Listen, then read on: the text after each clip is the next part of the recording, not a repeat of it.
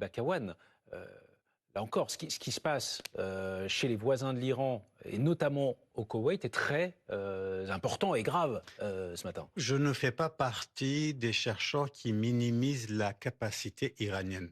On peut bien évidemment, à l'échelle de récits et de rhétorique, dire les Iraniens sont faibles, etc. Mais ça change rien du tout. Il faut revenir aux données factuelles. Factuellement, malgré toutes les frappes de la première puissance au monde, les États-Unis, les Iraniens aujourd'hui encore capables de frapper 9 pays au Moyen-Orient. Ce n'est pas rien, 9 pays au Moyen-Orient.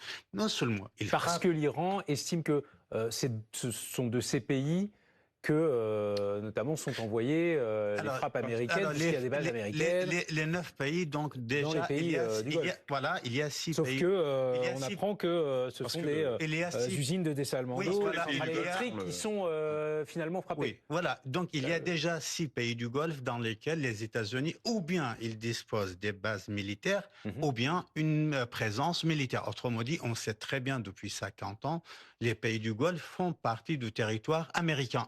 La Syrie post-Bachar el-Assad fait désormais partie du territoire d'influence américaine. On sait très bien que le Kurdistan irakien et la Jordanie également font partie du territoire d'influence iranienne. Oui, donc on est dans la zone américaine. Maintenant, moi je pense que les Américains sont très très clairs cette fois. Il y a un changement radical dans leur stratégie. Ils ne visent plus le changement de régime. Ce n'est plus l'objectif. Ils ne visent plus le programme atomique, ni les 400 kilos d'uranium enrichi. Ils se concentrent uniquement sur le détroit d'Ormuz. Il faut récupérer, il faut priver les gardiens de la révolution islamique de cette carte-là que Mohsin Razaï, un des hommes les plus forts du régime, l'a qualifié comme des dizaines de bombes atomiques dans les mains des gardiens de la révolution islamique. Un détroit d'Ormuz qui allait très bien jusqu'au 28 février et l'arrivée de Donald Trump. Donc on est encore une fois toujours dans le même discours. Donald Trump ne trouve pas sa porte de sortie parce que tout le reste c'est abandonné. C'est-à-dire tout le côté atomique c'est fini, tout le côté changement de régime c'est terminé comme il l'a très bien dit.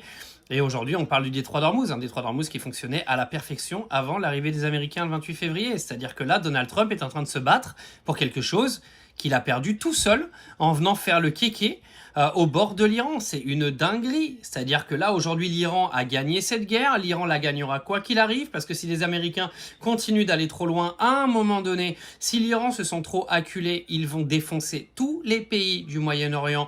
Mais c'est même plus, parce que là, c'est ce que je disais dans une autre vidéo, les attaques de l'Iran vers les Émirats Arabes, le Qatar et le Koweït, etc., les gars, c'était l'apéritif, hein. Ils ont fait de la dissuasion en attaquant les intérêts américains. Si demain, l'Iran, ils doivent défoncer l'intégralité du Qatar de l'Iran, ils iront le faire. Hein. S'ils doivent défoncer toute la Jordanie, ils iront défoncer la Jordanie. Ils ont le pouvoir aujourd'hui militaire pour le faire.